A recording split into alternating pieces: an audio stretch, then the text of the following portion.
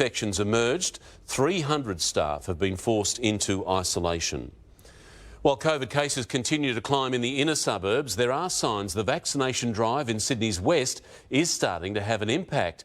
It's just in the nick of time, with the outbreak tipped to peak this week, and as firefighters are thrown the keys to ambulances to try to ease pressure on our paramedics. The state's fire and rescue crews, highly trained in first aid and used to high-speed emergency driving.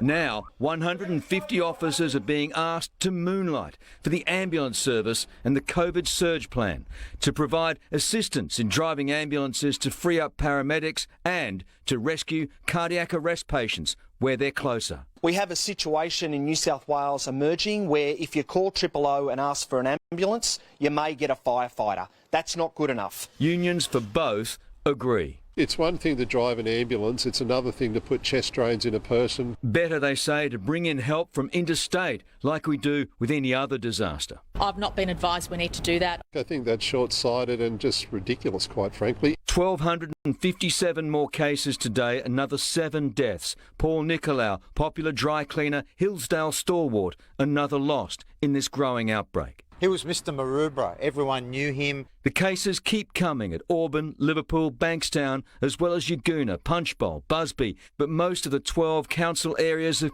concern have stabilised. We suspect and hope, fingers crossed, that it's because the vaccine rate is starting to kick in. So, with thousands rushing to beaches north and south on the weekend, the West is asking, why can't pools be open access? It's heartbreaking and devastating and, quite frankly, a slap in the face to our local community. The new COVID battleground remains the inner city, where infections continue to surge. Are they close to being locked down?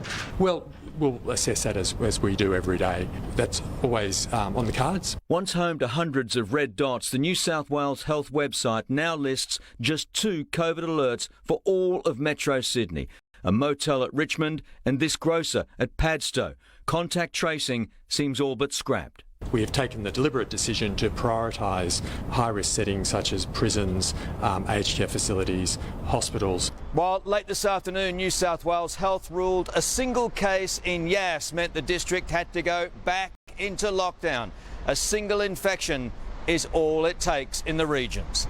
Chris Reason, 7 News. The state's vaccination race began an important new phase